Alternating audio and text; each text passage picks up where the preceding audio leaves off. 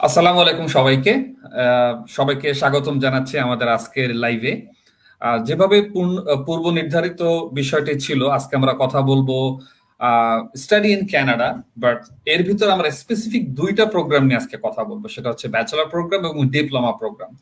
তার আগে একটু জাস্ট আমাদের অতিথির সাথে একটু আপনাদেরকে পরিচয় করে দিই। খুব বেশি সময় এখানে আমরা নিব না। আমরা কথা বলবো কাইসুর রহমান ভাইয়ের সাথে, যিনি কানাডার একজন অথরাইজড স্টুডেন্ট কনসালটেন্ট এবং উনি বর্তমানে থাকেন অটোয়াতে, একেবারে কানাডার রাজধানীতে। আমরা সেখান থেকে ওনার সাথে আমরা সংযুক্ত হয়েছি।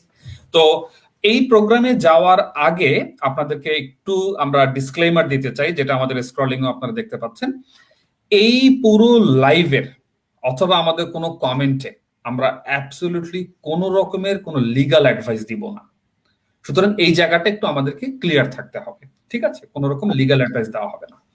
আর আমরা যে তথ্যগুলো আজকে আপনাদের সাথে শেয়ার করব, সেগুলো তাহলে কোত্থেকে আসতেছে? সেগুলো হচ্ছে বিভিন্ন কানাডিয়ান ইউনিভার্সিটি এবং কলেজের ওয়েবসাইট থেকে প্রাপ্ত তথ্য, সাথে কানাডা ইমিগ্রেশনের যে ওয়েবসাইট www.canada.ca সেখান থেকে পাওয়া কিছু তথ্য, সাথে আমরা যারা আজকে মোটামুটি বেশ কিছুদিন হলো, যেমন আমি স্পেশালি যদি কায়েসুর রহমান ভাইয়ের কথা বলি, তার এই আজকে স্টুডেন্ট কনসালটেন্সির বয়স প্রায় 15 বছরের অধিক।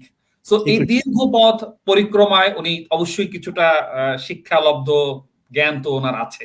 তো ওনার সেই শিক্ষালব্ধ জ্ঞান বা অভিজ্ঞতালব্ধ জ্ঞান যাই বলি না কেন, এই সমস্ত কিছু সম্মিলিত একটা জায়গা থেকে আজকের এই লাইফটা করা, ঠিক আছে? ওকে, আজকে আমরা কি বিষয় নিয়ে আলোচনা করব সেটা আমার ওয়ালে আমি আগেই দিয়েছি। তার আগে একটু অনুরোধ করব, যারা লাইভে এখন আছেন বা সামনে জয়েন করবেন, তারা সবাই যদি একটু শেয়ার করে দেন আপনাদের ওয়ালে। তো সেই শেয়ারের কাজটা প্রথমে আমি নিজেই করছি, একটুখানি আমাকে সময় দিবেন সবাই। আর তার ভিতরে আমাদের কমেন্ট সেকশন অন আছে, দয়া করে যাদের যেই ধরনের প্রশ্ন আছে আপনারা অবশ্যই কমেন্ট করতে পারেন।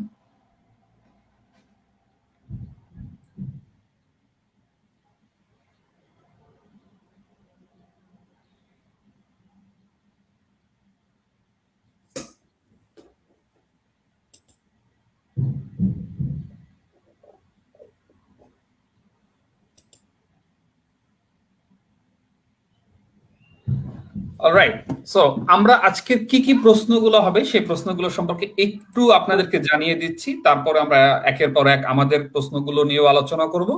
সাথে হচ্ছে আপনারা যারা নতুন ভাবে কমেন্ট করবেন আজকে, তাদের প্রশ্নগুলো আমরা আলোচনা করতে চেষ্টা করব আমাদের সীমিত সামর্থ্যের ভিতরে বা সীমিত জ্ঞানের ভিতরে যতটুকু পারি। আজকের প্রথম যে প্রশ্নটি আমরা আলোচনা করব সেটি হচ্ছে কানাডা এবং বাংলাদেশের হায়ার এডুকেশন সিস্টেমের ভিতরের প্রধান পার্থক্যগুলো কি, সেটা একটু দেখতে চেষ্টা করব আমরা। তারপরে কানাডার প্রাইভেট এবং পাবলিক শিক্ষা প্রতিষ্ঠানগুলোর মধ্যে কোনগুলোতে আসা উচিত এই সম্পর্কে কিছু জানতে চাইবো। বাংলাদেশ থেকে স্টাডি পারমিট পাওয়ার সম্ভাবনা কেমন সে জায়গাটাও আমরা একটু জানতে চাইবো। এরপরে থাকছে বাংলা মিডিয়াম এবং ইংরেজি মিডিয়াম স্টুডেন্টদের জন্য প্রক্রিয়াগত কোনো পার্থক্য আছে কিনা, থাকলে সেগুলো কেমন সেগুলো জানবো। কোন ধরনের প্রোগ্রাম বা বিষয় নিয়ে পড়তে আসা উচিত, ন্যূনতম আইএলটিএস স্কোর কত লাগবে, কত টাকা ফান্ডিং দেখাতে হবে বা কে কে দেখাতে পারে, কি কি শর্ত সেখানে থাকতে পারে, আনুষঙ্গিক এই বিষয়গুলো একটু আমরা জানবো। এবং সর্বশেষ অথবা এর মাঝে মাঝে কোনো একটা সময় হয়তো আমরা জানতে চেষ্টা করব, ব্যাচেলর বা ডিপ্লোমা লেভেলে আসতে গেলে স্কলারশিপ পাওয়া যায় কিনা, গেলে তার প্রয়োজনীয় শর্ত সাপেক্ষে গুলো কি কি সেগুলো নিয়ে একটু আমরা জানতে চেষ্টা করব। এই হচ্ছে আমাদের আজকের প্রধান আলোচ্য বিষয়গুলো হবে। বাট এর ভিতরে অবশ্যই যেটা বললাম যে আপনাদের প্রশ্নগুলো আমরা নিতে চেষ্টা করব। আমাদের কাছে একটি কমেন্ট এসেছে, সবচেয়ে প্রথম কমেন্ট, সজীব জয়। আসসালামু আলাইকুম ভাইয়া। ওয়ালাইকুম সালাম। সজীব, অনেক ধন্যবাদ আমাদের সাথে লাইভে জয়েন করার জন্য, এবং আশা করছি আপনি লাইভটি শেয়ার করে দিবেন আপনার বন্ধুদের সাথে। আচ্ছা, কাইসুর ভাই, আমরা তাহলে এখন প্রধান আলোচনাতে চলে যাই আমাদের অন্য দর্শকদের প্রশ্নগুলো পাওয়ার আগে। প্রথম যে প্রশ্নটি আপনার কাছে আমি জানতে চাইবো, কারণ এই সমস্ত প্রশ্নগুলো কিন্তু বিভিন্ন সময় ইনবক্সে বা কমেন্টে আমাদের মেম্বার বা আমাদের ইউটিউব চ্যানেলের সাবস্ক্রাইবার যারা আছে তারা আমাদেরকে দিয়েছে, সেভাবে আমি প্রশ্নগুলো আজকে সাজানোর চেষ্টা করেছি।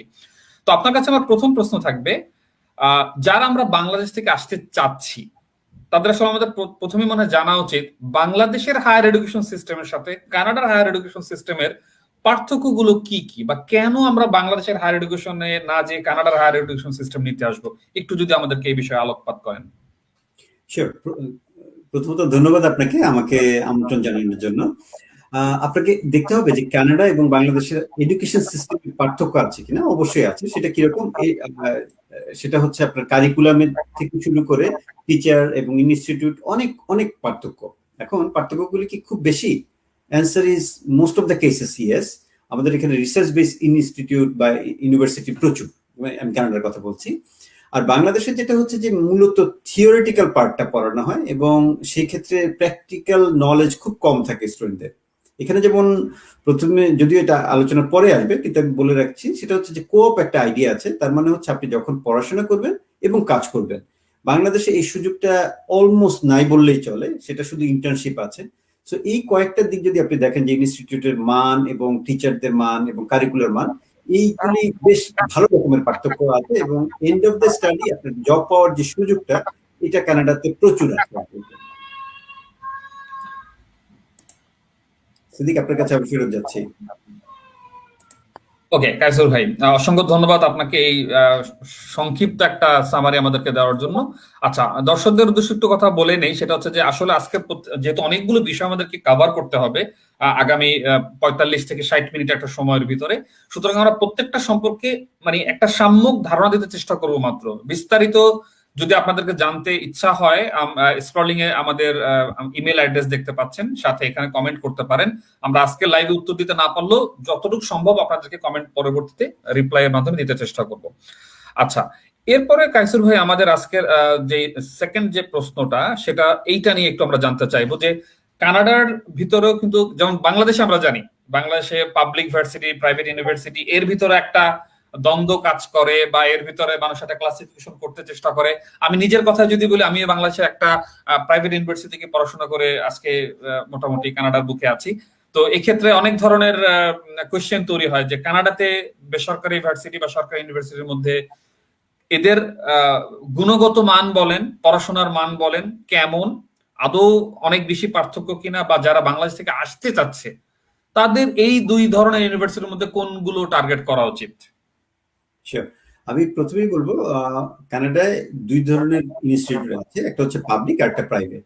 এখন এই দুটোর মধ্যে পার্থক্য কি? পার্থক্য মূলত এডুকেশনের চেয়ে হলো পোস্ট গ্রাজুয়েট ওয়ার্ক পারমিট যেটা আছে, অর্থাৎ আপনি এখানে পড়াশোনা করলে তারপরে এখানে ওয়ার্ক পারমিট পাবেন কিনা, সেই ইস্যুটা বড় করে কাজ করে। তার মানে হচ্ছে যে আপনি যখন পড়াশোনা শেষ করবেন, দেন এখানে লিগালি আপনি থাকতে পারছেন কিনা এবং কাজ করতে পারছেন কিনা, সেই ইস্যুটা। আর গুণগত মানের যে আপনি প্রশ্নটা করেছেন, অবশ্যই গুণগত মানের ব্যাপার আছে। এই কানাডায় পাবলিক ইউনিভার্সিটি গুলি টার্গেট করা উচিত বাংলাদেশের স্টুডেন্ট বা ওয়ার্ল্ড ওয়াইড যারা এখান থেকে আসতে চান। কারণ হচ্ছে পাবলিক ইউনিভার্সিটি প্রচুর ফান্ডিং আছে, রিসার্চের সুযোগ আছে। আর প্রাইভেট ইউনিভার্সিটি গুলি খুব কম, প্রাইভেট প্রতিষ্ঠানগুলি যদিও, কিন্তু অত বেশি সুযোগ নেই, কারণ অত বেশি ফ্যাসিলিটি গুলি নেই। তো আমি বলবো যে পাবলিক ইনস্টিটিউট চুজ করা উচিত যদি সুযোগ থাকে, নট প্রাইভেট ইনস্টিটিউটস। ধন্যবাদ কায়সুর ভাই।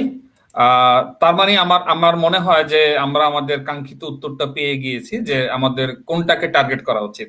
তারপরেও অবশ্যই যার সম্ভব হবে না সে বিকল্প ওয়েতে হাঁটবে, এটাই স্বাভাবিক। বাট আমরা আমাদের মানে হিট পয়েন্টটা জানতে পারলাম। আচ্ছা, এরপরে আসি, বাংলাদেশ থেকে স্টাডি পারমিট পাওয়ার সম্ভাবনাটা কেমন, বা এই ক্ষেত্রে আমি আপনাকে অনুরোধ করব, যদি এরকম কোনো পরিসংখ্যান আপনার জানা থাকে যে প্রতি বছর কি পরিমাণ স্টুডেন্ট বাংলাদেশ থেকে এখানে অ্যাপ্লাই করে, তার কি পরিমাণ সাকসেস রেট আছে বা আনসাকসেস রেট আছে, বা কেন সাধারণত আনসাকসেসফুল হচ্ছে তারা, এই বিষয়ে যদি একটু আলোকপাত করতেন। আসলে স্টাডি পারমিট পাওয়ার সম্ভাবনা খুব বেশি, তবে এখন কেন বেশি বা কম সেটার ব্যাপারটা আসবে ওখানে, যে স্টুডেন্ট রেডি কিনা। রেডি বলতে কি বোঝাচ্ছি, যে একটা স্টুডেন্ট যখন বাংলাদেশে যদি খুব ভালো রেজাল্ট না থাকে, কিন্তু কানাডায় খুব বড় ইউনিভার্সিটিতে পড়তে চায়, ভালো সাবজেক্টে পড়তে চায়, সেটা বাংলাদেশের ক্ষেত্রেও যেমন প্রযোজ্য, এখানে ক্ষেত্রে প্রযোজ্য, যে সে আসলে চান্স পাচ্ছে না। তো সেক্ষেত্রে বাংলাদেশ থেকে যে স্টাডি পারমিট পাওয়ার আগে প্রথম স্টেপটা হচ্ছে যে একটা অফার লেটার পাওয়া। সে অফারই পাচ্ছে না কোনো ইউনিভার্সিটি থেকে। এখন হয়তো সে হতাশ হয়ে যাচ্ছে যে কেন আমি পাচ্ছি না। কারণটা বুঝতে হবে যে আপনি যখন কম্পিট করছেন, আপনি একা বাংলাদেশ থেকে অ্যাপ্লাই করছেন এই প্রোগ্রামে চান না, পৃথিবীর অন্যান্য দেশ থেকেও অ্যাপ্লাই করছে। সো আমি বলবো যে এই ব্যাপারটা যেন অবশ্যই খেয়াল রাখেন যে যেসব স্টুডেন্টরা মূলত ইন্টারমিডিয়েট পাস করেছেন বা এ লেভেল পাস করেছেন, তাদেরকে দেখতে হবে যে ইন্টারমিডিয়েটে অবশ্যই যেন সিজিপিএ 5 এর মধ্যে যদি 5 থাকে দ্যাটস ফাইন, যদি 4 থাকে দ্যাটস ফাইন, কিন্তু 4 এর নিচে নামলেই আস্তে করে দেখা যায় যে অনেক ইউনিভার্সিটিগুলোতে কোয়ালিফাই করছে না অ্যাপ্লিকেশন করার জন্য। Same goes for A level or A level. A লেভেলের যদি রেজাল্ট ভালো না থাকে কোন স্টুডেন্টের, তাহলে যে অসুবিধাটা হয় সেটা হচ্ছে যে আপনার দেখা যাচ্ছে যে ভালো ইউনিভার্সিটিতে চান্স পাচ্ছে না। এবং সেটা রেজাল্টটা কেমন থাকা উচিত, আমি বলবো যে মিনিমাম বি হলে ভালো হয়, বাট সি ডি পেলে তখন ভালো ইনস্টিটিউটগুলোতে চান্স পাচ্ছেন না। আচ্ছা, এখন আসেন স্টাডি পারমিটের পাওয়ার ব্যাপারটা। যে মূলত প্রত্যেক বছর আমি বলবো রাফলি, আমি কোভিড এর আগের কথা বলছি, কোভিড এর সময় এখনো পুরোপুরি স্ট্যাটিস্টিক্স পাইনি, অন এন এভারেজ প্রত্যেক বছর বাংলাদেশ থেকে রাফলি 10,000 স্টুডেন্ট আসেন হায়ার স্টাডিজ এর জন্য কানাডায়।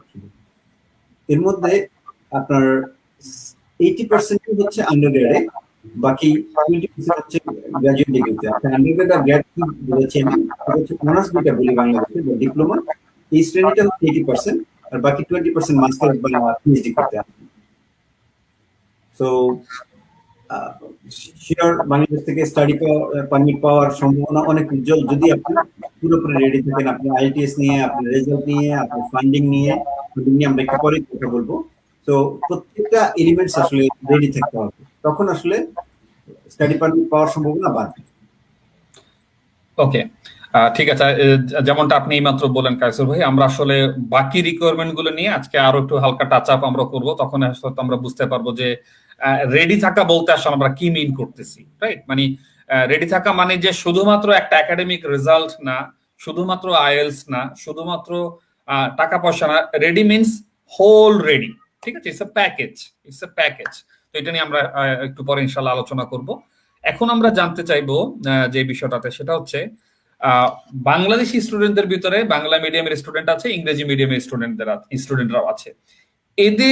এরা যদি কানাডাতে অ্যাপ্লাই করতে চায়, তাদের দিক থেকে কি প্রক্রিয়াগত কোনো পার্থক্য আছে কিনা, অথবা কোনো অ্যাডভান্টেজ ডিসঅ্যাডভান্টেজ এর কোনো ব্যাপার এখানে আছে কিনা, এই জায়গাটা একটু জানতে চাচ্ছি।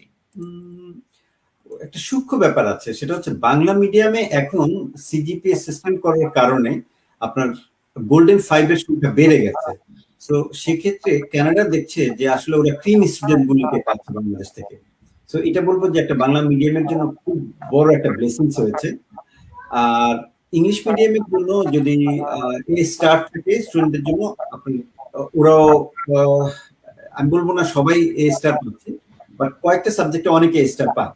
তো তাতে খেয়াল করে দেখেন যে বাংলা মিডিয়ামের সাথে কম্পিট করতে ওদের কষ্ট হচ্ছে ইংলিশ মিডিয়ামের। কারণটা হচ্ছে যে রেজাল্টের জন্য। আরেকটা বিষয় এখানে লক্ষণীয়, সেটা হচ্ছে যে বাংলা মিডিয়ামের স্টুডেন্টরা আবার আইএলটিএস এ খুব একটা ভালো করছে না। সবাইকে আমি গণহারে বলবো না, কিন্তু অনেকেই খুব ভালো করছে না। কারণটা হচ্ছে গ্রেড 12 পর্যন্ত তারা বাংলা মিডিয়ামে পড়াশোনা করেছেন, এবং এটা তার জন্য খুব বেশি রকমের কষ্ট হয়ে যায় যখন আইএলটিএস দিতে যায়। ওয়ারেস আপনি যদি চিন্তা করেন যে একটা ইংলিশ মিডিয়ামের স্টুডেন্ট, সে কিন্তু ইজিলি আপনার 7.5, 8 বা 8.5 পাচ্ছে। বলবো না এফোর্টলেস, বাট এফোর্ট দিতে হচ্ছে।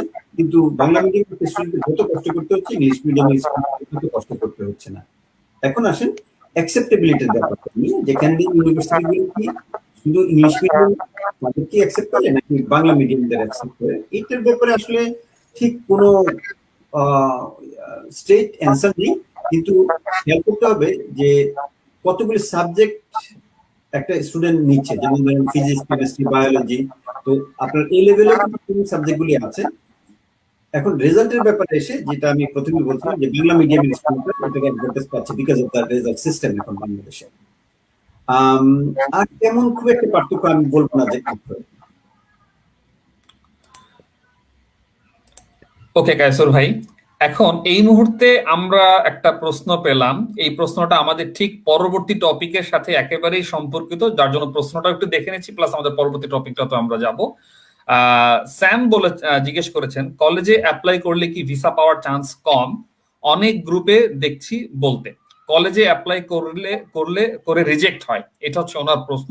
আমরা সেই বিষয়ে একটু আলোকপাত করব। তার আগে আমার যেটা বললাম যে আমাদের পরবর্তী টপিকের সাথে এটা অনেকখানি সম্পর্কিত, তো সেই জায়গাটাও একটু আমি দেখাই যে পরবর্তী প্রশ্নটা আমাদের কি। আমাদের পরবর্তী প্রশ্নটা বা পরবর্তী আলোচনার বিষয়টা ছিল কোন ধরনের প্রোগ্রাম বা বিষয় নিয়ে আমাদের এখানে পড়তে আসা উচিত। তো আমার মনে হয় এই টপিক এবং স্যামের প্রশ্নটা অনেকখানি হয়তো কাছাকাছি। তো এই বিষয়ে কাইসুল ভাই আপনাকে আমি একটু আলোকপাত করতে বলবো এই প্রশ্নটার উত্তর এবং আমাদের কোন ধরনের প্রোগ্রাম নিয়ে এখানে পড়তে আসা উচিত, এই দুইটা ব্যাপারেই। শিওর। প্রথমত আসলে আপনি যে প্রশ্নটা, খুব সুন্দর একটা প্রশ্ন, যে কোন টাইপের প্রোগ্রাম এখানে নিয়ে আসা উচিত বা সিলেক্ট করা উচিত। একটা জিনিস খেয়াল করেন, বাংলাদেশে অনেক স্টুডেন্টরাই কিন্তু ইসলামিক স্টাডিজ পড়ে বা পলিটিক্যাল সায়েন্স পড়ে। ওরা কেন পড়ে? কারণ অন্য সাবজেক্টগুলি পায় না বলে। এখন এটা পড়ে তারা কি করছে এইসব স্টুডেন্টরা? কেউ ব্যাংকার হচ্ছে, কেউ ব্যবসা করছে, মানে অর্থাৎ কেরিয়ার পার্টটা খুব একটা ঠিক নেই। ক্যানাডার জন্য এই আইডিয়াটা পুরো একটা ডিফারেন্ট। সেটা হচ্ছে ক্যানাডায় কোন ধরনের প্রোগ্রাম খুব বেশি কাজে দেয়। এক নম্বর হচ্ছে আমি বলবো আইটি। কারণ হচ্ছে আইটিতে হাজার না লাখ লাখ আইটি গ্রাজুয়েট দরকার ক্যানাডা, কারণ সবকিছু অটোমেশন হচ্ছে এখানে। সো এই বিষয়টা চিন্তা করে অবশ্যই স্টুডেন্টরা আসতে পারেন যে আইটিতে আবার ফান্ডিংও অনেক বেশি আছে। ফান্ডিং বলতে আমি বোঝাচ্ছি স্কলারশিপের সুবিধা। এরপরে হচ্ছে আপনার হেলথ সায়েন্স রিলেটেড যে কোনো প্রোগ্রামে আসতে পারে। একটা প্রোগ্রাম যদিও বাংলাদেশের জন্য এভাবে ওপেন নাই, সেটা হচ্ছে কেয়ার গিভার প্রোগ্রাম। তো এখানে যেটা হচ্ছে যে পার্সোনাল সাপোর্ট ওয়ার্কারের একটা কোর্স আছে 1 বছরের যদিও। তো আমি খুব একটা না, আমি আসলে দেখিনি আমি এই কত 21 বছরের বিজনেস লাইফে যে কেউ এই প্রোগ্রামটা নিয়ে আসছে। কিন্তু এই টাইপের প্রোগ্রামগুলি হয় কি, যেটা কারেন্টের প্রয়োজন আছে, হেলথ রিলেটেড প্রোগ্রাম যেটা বললাম, বা আপনার আইটি রিলেটেড বা ইঞ্জিনিয়ারিং, এই প্রোগ্রামগুলি খুব বেশি রকমের চাহিদা আছে। আচ্ছা, নেক্সট চাহিদার মধ্যে আমি বলবো যে জেন্ডার স্টাডিজ বা সোশ্যাল স্টাডিজ এর উপর এখানে প্রচুর চাহিদা। কারণটা হচ্ছে জেন্ডার স্টাডিজে কি হচ্ছে যে আপনার একটা ছেলে বা মেয়ে কেন প্রেফারেন্স একটা ছেলে বেশি পাচ্ছে বাংলাদেশের কনটেক্সটে, আবার ওয়েস্টার্ন ওয়ার্ল্ডে মেয়েদের হয়তো আপনার দেখা যাবে যে প্রেফারেন্স বেশি কেন। এই স্টাডিটা খুব প্রয়োজন, এবং কিভাবে ডিসক্রিমিনেট হচ্ছে একটা সোসাইটিতে সেই বিষয়গুলি আসলে শিখতে পারছে।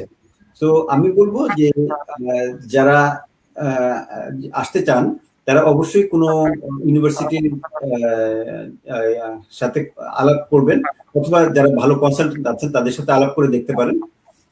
আলাপ করলে যে ব্যাপারটা আসবে যে আপনি ঠিক আপনার আইডিয়াটা ওদের সাথে শেয়ার করলেন, এবং করার পরে দেখলেন যে আসলে আপনার আইডিয়াটা ঠিক আছে কিনা। কারণ অনেক সময় হয় কি যে, যেমন কাইন্ড একটা বড় স্টাডি হচ্ছে এনভায়রনমেন্টাল স্টাডিজ এর জন্য প্রচুর ইউনিভার্সিটি আপনার এই কোর্সটা অফার করে। কেন? কারণটা হচ্ছে Canada one of the environmentalist country. এখন সেই ব্যাপারটা দেখতে হবে যে আপনার আসলে ঠিক চাহিদাটা কোথায় এবং আপনি সেটার সাথে ফিট ইন করেন কিনা। সো সেই ব্যাপারগুলি দেখার জন্য আপনারা গুগলও করে দেখতে পারেন। আর ইউটিউবে আমি বলবো যে সবসময় আসলে ডিপেন্ড করেন না ইউটিউবের উপরে। এর কারণটা এই জন্য, ইউটিউবে অনেক সময় অনেক রং ইনফরমেশন থাকে। আপনি আসলে রং ইনফরমেশন উপর বেস করে যদি আসেন, সেটা আপনার জন্য আসলে সুইসাইডাল হবে চিন্তাটা। কাইসুর ভাই, এই এই মুহূর্তে আসলে আমার আপনার কাছে একটা জিনিস জানতে চাওয়ার আছে। সেটা হচ্ছে, তার মানে আমরা একটু হলো বুঝতে পারলাম যে কোন কলেজ অথবা ইউনিভার্সিটি কে আসতে চাচ্ছে বা কোন প্রোগ্রামে আসতে চাচ্ছে, এটা ডিটারমাইন করাটা খুব কঠিনও না, আবার খুব সহজও না, বাট এটা সঠিকভাবে নির্ধারণ করাটা খুবই জরুরি। আদারওয়াইজ হয়তো আমাদের স্টাডি পারমিটটা রিজেক্ট হতে পারে, রাইট? এখন সেক্ষেত্রে একটু আমার জানার ইচ্ছা আপনার কাছে, এক্ষেত্রে আমরা কিভাবে স্টুডেন্টদেরকে সহায়তা করতে পারি বা আপনি কিভাবে সহায়তা করতে পারেন সেটা যদি একটু বুঝিয়ে বলেন। শিওর। আমি বা আমরা যে কাজটা করছি, খেয়াল করে দেখেন, আপনার সাথে অনেকদিন আমরা বিভিন্ন ইস্যুতে কাজ করছি। সেটা হচ্ছে যে একটা স্টুডেন্টের আগে দেখি যে ও বাজেট কত। এখন বাজেটের ব্যাপারটা এই জন্য আসছে যে এফোর্ড না করতে পারলে শুধু শুধু ইউনিভার্সিটি অফ টরন্টোতে আসবে একটা স্টুডেন্ট, অথবা ম্যানিটোবায় আসবে, দুইটার মধ্যে বা ওয়াটারলুতে আসবে। আপনি জাস্ট টিউশন ফির পার্থক্যটা খেয়াল করেন। যদি ম্যানিটোবাতে কোনো একটা স্টুডেন্ট বিজনেস করতে আসে, তাকে পে করতে হচ্ছে 1 বছরের আন্ডারগ্রেডের টিউশন ফি মাত্র ধরেন $13,000 বা $14,000। সেম প্রোগ্রাম আপনি যখন ওয়াটারলু ইউনিভার্সিটি অফ ওয়াটারলুতে পড়বেন সেটাতে পে করতে হচ্ছে প্রায় $৬০,০০০। এখন এতটা পার্থক্য কেন? এটা তার মানে কি ইউনিভার্সিটি অফ ওয়াটারলু খুব ভালো আর ইউনিভার্সিটি অফ ম্যানিটোবা খারাপ? ব্যাপারটা তা না। ব্যাপারটা হচ্ছে যে এটা জিওগ্রাফিক্যাল লোকেশনের জন্য টিউশন ফিটা বেশি। এখন যখন একটা প্রোগ্রাম চুজ করবে এবং টিউশন ফিটা দেখবে, তখন আপনার একটা জিনিস মাথায় রাখতে হবে। মাথায় রাখার ব্যাপারটা এরকম যে আপনি আসলে আপনার গোলের সাথে যায় কিনা এবং আপনি এটা অ্যাফোর্ড করতে পারবেন কিনা। তাহলে আমরা যে সার্ভিসটা দিচ্ছি সেটা হচ্ছে প্রথমেই আমরা জেনে নিচ্ছি যে কত টাকা অ্যাফোর্ড করতে পারছেন ইন এ ইয়ার। এরপরে আসে যে কোন ইউনিভার্সিটি বা কলেজ চুজ করবেন। আমি যিনি একজন প্রশ্ন করেছেন তার প্রশ্নের উত্তরটা এখন দিয়ে দিচ্ছি। সেটা হচ্ছে যে যখন কোনো কলেজে অ্যাপ্লাই করেন এবং ইউনিভার্সিটিতে অ্যাপ্লাই করেন, ইন্টেনশনের ব্যাপারটা থাকে যে একটা ইউনিভার্সিটি একটা স্টুডেন্ট পড়ে তার মানে ও বেশি সিরিয়াস। একটা কলেজে যখন পড়ে খুব একটা সিরিয়াস না, এটা ধরে নেওয়া হয়, কোথাও লেখা নাই, বাট আইডিয়াটা এরকম। আর আরেকটা ব্যাপার হচ্ছে ইউনিভার্সিটি টিউশন ফি হাই আর কলেজের টিউশন ফি লো। তো সেক্ষেত্রে আপনি কানাডা কি করছে? কানাডা কিন্তু ওর ইন্টারন্যাশনাল স্টুডেন্ট থেকে তার যে রেভিনিউটা আসছে সেটা থেকে বঞ্চিত হচ্ছে যদি একটা কলেজে ভিসা ইস্যু করে। সেই কারণে ইউনিভার্সিটি ইজ মোস্ট প্রেফারেবল।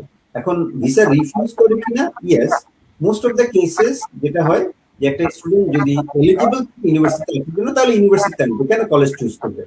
আর দ্বিতীয় হচ্ছে যে আমি যেটা বলছিলাম যে কানাডা যেহেতু তার রেভিনিউ লুজ করছে, সেই ক্ষেত্রে আপনার খুব একটা প্রেফার করছে না কলেজটাকে। সেক্ষেত্রে আমি বলবো না যে অ্যাভয়েড করার কথা, আমি বলবো যে যদি পসিবল হয় তাহলে আপনারা ইউনিভার্সিটিতে আসবেন। তাহলে আমরা কি করছি যে প্রথমে একটা বাজেট অনুযায়ী একটা ইনস্টিটিউট চুজ করছি প্রথমে।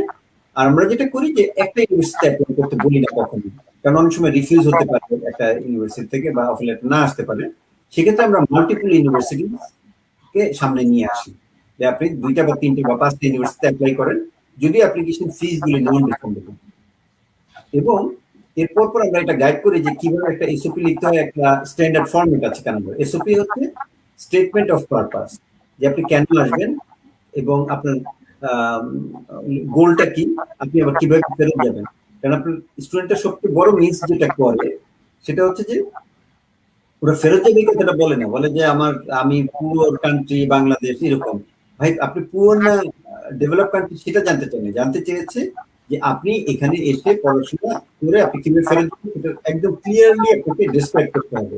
সেই ডেসক্রিপশনটা যখন দেন তখন আপনার ভিসা অফিসে যখন আপনি পেপারটা পড়বে তখন বুঝতে পারছে আচ্ছা ও এই সাবজেক্ট করবে এবং এত টাকা ব্যয় করছে এবং সে এই কারণে ফেরত যাবে। সেটাকে ফ্যামিলি টাই বলি আমরা সাধারণত, যে কেন ফেরত যাবে সেই ইস্যুটা আপনি ক্লিয়ারলি উল্লেখ করবেন। আর ফাইনালি যে ভিসা যাতে পাওয়ার জন্য আপনি যে যে সিস্টেমে এখন যেমন অনলাইনে সাবমিট করতে হয় পেপারস গুলো, অনেকে হয়তো জানেন, তো এটা অনেকের জন্য চ্যালেঞ্জিং, আমরা সেই ব্যাপারটা হেল্প করছি। তো ওভারঅল আপনি বলতে পারেন ইটস এ প্যাকেজ, যে একটা স্টুডেন্ট যাতে আসলে ওর আর কোনো চিন্তা করতে না হয়, কলেজ চুজ করা থেকে শুরু করে টিউশন ফি করতে হবে, তারপরে কিভাবে সে প্রিপারেশন নেবে, পুরো গাইডটা আমরা করছি। ধন্যবাদ কায়সুর ভাই। আচ্ছা, এই আমরা আরো দুটো প্রশ্ন আমরা এই মুহূর্তে পেয়েছি, বাট সেখানে আমাদের একটু বলতে হবে তার উদ্দেশ্য এবং অন্য দর্শকদের উদ্দেশ্য। শফকাত ইসলাম আপনি প্রশ্ন করেছেন, I have studied in textile engineering in management, please suggest some relevant program masters or PGD. আপনার পরবর্তী প্রশ্ন হচ্ছে how is visa ratio in Francois college. একটু শফকাত আপনাকে বলে নিচ্ছি, যদি আপনি আমাদের লাইভটা আজকে হেডিং খেয়াল করেন এবং আমরা আগেও যেভাবে বারবার বলেছি, আমাদের আজকের লাইভটা শুধুমাত্র ব্যাচেলর প্রোগ্রাম অথবা ডিপ্লোমা প্রোগ্রামের জন্যই। মাস্টার্স, পিএইচডি বা ডক্টরেট এই ধরনের প্রোগ্রামগুলোর জন্য আমরা পরবর্তীতে আলাদা আলাদা পর্বের লাইভ করব, কারণ প্রতিটা প্রোগ্রাম নিয়ে আসলে অনেক কথা বলার আছে। ইভেন আমার মনে হয় কায়সুর ভাই আমার সাথে এগ্রি করবেন, শুধু যদি আমরা ব্যাচেলর প্রোগ্রাম নিয়েই কথা বলতে চাই এখানে অনেকগুলো লাইভ করা সম্ভব, কিন্তু অত তো সম্ভব না, যার কারণে আমরা অ্যাটলিস্ট প্রতিটা প্রোগ্রামের জন্য আলাদা আলাদা ভাবে আমরা লাইভ করব। সুতরাং আপনাকে অনুরোধ করব আমাদের পরবর্তী লাইভের দিকে একটু সজাগ দৃষ্টি রাখতে, এবং সম্ভবত আমাদের পরবর্তী লাইভটা হবে ঠিক 2 সপ্তাহ পরে, অর্থাৎ 30শে জুলাই শুক্রবার, ঠিক এমনই সময়, যদি কোনো রকম সমস্যা অন্যদিক ভাবে না থাকে, আগামী ঠিক 2 সপ্তাহ পরে এরকম সময় আমরা মাস্টার্স বা পিএইচডি প্রোগ্রাম নিয়ে আমরা কথা বলতে চেষ্টা করব। তো আশা করছি আপনি সেদিকে আপনার সজাগ দৃষ্টি রাখবেন এবং আমাদের সাথে আপনি টিউনড আপ থাকবেন। আচ্ছা কায়সুর ভাই, এরপরে আমরা যেই প্রশ্নটাতে ফেরত যাব, যে টপিকে, আমার মনে হয় এটা one of the burning questions, ন্যূনতম আইএলটিএস স্কোর কত লাগবে। এবং এরই সাথে আমি ব্যক্তিগতভাবে আপনাকে একটা প্রশ্ন করতে চাইবো, কারণ প্রচুর পরিমাণে বিজ্ঞপ্তি আমরা দেখতে পাই বিনা আইএলটিএস ও কানাডা আসা যায়। এই দুইটা বিষয়, মানে বিনা আইএলটিএস এ আসা যায় কিনা, গেলে স্পেসিফিক কোন কোন সুবিধা অসুবিধা পাওয়া যাবে, আর সেটা যদি না হয়ে থাকে বিশেষ শর্ত সাপেক্ষে, তাহলে ন্যূনতম কত আইএলটিএস স্কোর লাগবে, এই বিষয়টা একটু যতটুকু সম্ভব বিস্তারিত আলোচনা আমরা আপনার কাছে শুনতে চাই। Sure, thank you. এটা আসলেই খুবই একটা বার্নিং কোশ্চেন, আমি বলবো one of the burning question for sure. সেটা হচ্ছে যে ন্যূনতম আইএলটিএস ফর এনি ইউনিভার্সিটি, যদি জেনারেলি আমি বলি, সেটা হচ্ছে 6.5, এবং সেটা একাডেমিকে, এবং কোনো ব্যান্ডেই 6 এর নিচে না, অর্থাৎ রিডিং রাইটিং যেটাতেই বলেন আপনি 6 এর নিচে না। এটা হচ্ছে ইউনিভার্সিটি রিকোয়ারমেন্ট। কিছু কিছু ইউনিভার্সিটি 7 প্রয়োজন করে, এবং সেগুলি স্পেশাল প্রোগ্রামের জন্য, স্পেশালি হেলথ সায়েন্সে বা কমিউনিকেশনসে 7, ইভেন 7.5 প্রয়োজন পড়ে। আর কলেজগুলিতে আইএলটিএস 6ও আপনার অ্যাকসেপ্ট করে। তো আমি একটা, আপনিও এটা পান এবং আমিও পাই, বা আমরা সবাই মিলেও এই একই কোশ্চেন পাই যে আইএলটিএস ছাড়া কি আসা যায় না? অবশ্যই আসা যায়, আসা যাবে না কেন? কিন্তু কিভাবে এবং কখন, সেটা হচ্ছে আন্ডারগ্রেডে অবশ্যই, মাস্টার্সে না। এটা হচ্ছে প্রথম উত্তর। দ্বিতীয় উত্তর হচ্ছে যে আন্ডারগ্রেডে মাত্র 5% ভিসা ইস্যু করে যখন আইএলটিএস ছাড়া একটা স্টুডেন্ট তার পেপার সাবমিট করে। এত এক্সেসিভলি লো কেন? কারণটা হচ্ছে একটা আইএস যদি কেউ না করে আসে, অর্থাৎ ল্যাঙ্গুয়েজের প্রফিসিয়েন্সি যখন একটা স্টুডেন্টের না থাকে, তখন এখানে এসে তাকে মিনিমাম 4 মাস টু 8 মান্থ শুধু ল্যাঙ্গুয়েজ কোর্স করতে হয়। এখন যদি 2টা সেমিস্টার একটা স্টুডেন্ট ল্যাঙ্গুয়েজ কোর্স করে, তার মিনিমাম এক এক সেমিস্টারে একেবারে মিনিমাম হলো $4,000 থেকে $5,000 দিতে হচ্ছে শুধুমাত্র ইংলিশের জন্য। তার মানে আমি ধরে নিচ্ছি মিনিমামটা $4,000 দিলেন বা $5,000 দিলেন। আর যদি আপনি দুইটা সেমিস্টার করতে হয়, তার মানে $10,000 দিলেন। আইএলটিএস যদি আপনি ইভেন $5,000 দিয়ে বাংলাদেশে চিন্তা করেন, বাংলাদেশি টাকায় প্রায় 3.5 লাখ টাকার মতো দিচ্ছেন শুধু আইএলটিএস এর জন্য, এবং এই সময় আপনি কিন্তু কোনো ওয়ার্ক পারমিট পাচ্ছেন না। তার মানে you are not eligible to work যখন আপনি আইএলটিএস এর অথবা ল্যাঙ্গুয়েজ কোর্স যেটা বলি এখানে করবেন। এখন কেন ভিসা দেয় না? কারণটা হচ্ছে যে আপনি এই 3.5 লাখ টাকা নিয়ে আপনি হয়তো 1 লাখ টাকা খরচ করে খুব ভালোভাবে একটা স্কোর নিয়ে আসতে পারবেন। আর দ্বিতীয় হচ্ছে যে আইএলটিএস করে আসতে চাচ্ছে না, তার আসলে ইন্টেনশনটা কতটুকু বা করতে পারবে কিনা এখানে, সেটা নিয়ে অনেক সময় কোশ্চেন দেখা দেয়। যে কারণে ভিসা অফিসে অনেক সময় স্যাটিসফাইড হয় না যে এই student is a legitimate student বা সে গিয়ে পড়াশোনা করবে, যে কারণে ভিসা অটোমেটিক্যালি রিফিউজ করে। এখন আসেন যে আইএলটিএস ছাড়া কারা নিচ্ছে। কিছু কিছু ইউনিভার্সিটিও কিন্তু নিচ্ছে এখানে, এমন না যে নিচ্ছে না। কিন্তু আমি বলবো যে বাংলাদেশি স্টুডেন্টদের জন্য স্পেশালি, যে ভাই জাস্ট আপনার হয়তো 2টা বা 3টা মাস বেশি সময় লাগবে, জাস্ট বি প্রিপেয়ার, এবং আইএলটিএস এর একটা স্কোর নিয়ে আসেন। এখন ইউটিউবে প্রচুর পরিমাণে আপনার ফ্রি টুলস আছে। আর একটা টুলস আমি সব স্টুডেন্টদেরকে দিই, সেটা হচ্ছে যে it's called IELTS with JAY academic, যে পোর্শনটা আছে এটাতে খুব সুন্দর করে এক্সপ্লেইন করা আছে। তো যদি এটা ফলো করেন, আইএলটিএস উইথ জে একাডেমি, আপনারা মিনিমাম 1 থেকে 1.5 স্কোর বেশি পাবেন জাস্ট নর্মালি যেটা পেতেন। তো আমি মনে হয় সিদ্দিক ভাই টাচ করতে পেরেছি যে আপনার কোশ্চেনটা যেটা আপনি জানতে চেয়েছিলেন। জি জি কাসুর, আপনি মোটামুটি বেশ সুন্দরভাবেই সম্পূর্ণটা টাচ করেছেন আমি বলবো। কারণ সবচেয়ে বেশি কোশ্চেন যেটা আসে, মানে সেটা হচ্ছে যে আইএলটিএস ছাড়া কিভাবে আসা যায়, তো সেই জায়গাটা আপনি সুন্দর মতো টাচ করেছেন। তো জাস্ট সবার মাথায় একটা জিনিসই ঢুকাতে হবে, কোনো সহজ রাস্তা কিন্তু আসলে সহজ নয়। সহজ রাস্তাগুলোর পিছনের রাস্তাগুলো সবচেয়ে ক্রিটিক্যাল হয়ে থাকে। এটা অনেকটাই আইসবার্গের মতোই বোধহয় কনসেপ্ট। আইসবার্গের উপরের চেয়ে নিচের অংশের জটিলতাটা অনেক বেশি। তো যখনই আপনারা শুনবেন যে বিনা আইএলটিএস আসা যাচ্ছে, বিনা কাজের এক্সপেরিয়েন্স আসা যাচ্ছে, মানে সবকিছুতেই এত সোজা কিভাবে হয়, এই প্রশ্নটা বোধহয় আপনার নিজেই আগে আপনাকে করা উচিত। তারপরে হয়তো আপনি সহজে দুষ্ট লোকের মিষ্টি কথায় ভুলবেন না। এটা হচ্ছে আমাদের সমস্ত দর্শকের প্রতি একটা আমার ব্যক্তিগতভাবে একটা অনুরোধ থাকবে। আচ্ছা, কাইসুর ভাই, আমরা আরেকটা প্রশ্ন নিব এই মুহূর্তে। আমাদের গ্রুপেরই খুবই একনিষ্ঠ একজন ফলোয়ার আমি বলবো, প্লাস সে সবসময় আমাদের কাছ থেকে বিভিন্নভাবে সাজেশন নিয়ে থাকে। তো আজকে যেহেতু মোটামুটি আমরা আপনার মতো একজন এক্সপার্টকে পেলাম, তো এই প্রশ্নটা একটু আমরা নিতে যাচ্ছি। মোস্তাফিজুর রহমান প্রশ্ন করেছে, স্টাডি গ্যাপ বা লং টাইম স্টাডির ক্ষেত্রে যেহেতু বাংলাদেশের সেশন জটে হতাশ হতে হয়, গ্রহণযোগ্যতা কেমন বা ম্যাক্সিমাম কত বছরের ক্ষেত্রে সহজে অ্যাকসেপ্টেড করে? আর সে আরো একটি প্রশ্ন করেছে, সেটা হচ্ছে গ্রাজুয়েশন শেষ করে আবার ব্যাচেলর প্রোগ্রামের সুযোগ কতটুকু?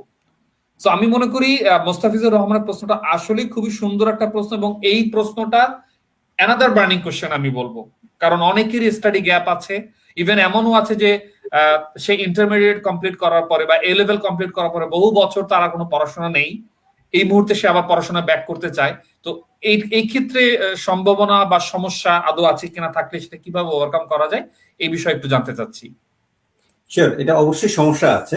সেটা হচ্ছে স্টাডি গ্যাপ। কানাডা আসলে একটা জিনিস বুঝতে পারে না, বা ভিসা অফিসাররা বুঝতে পারে না। সেটা হচ্ছে আমাদের দেশে যেমন একটা ওয়ার্ড চালু আছে, আড্ডা দেই ভাই, সারাক্ষণ আড্ডা দেয় লোকজন।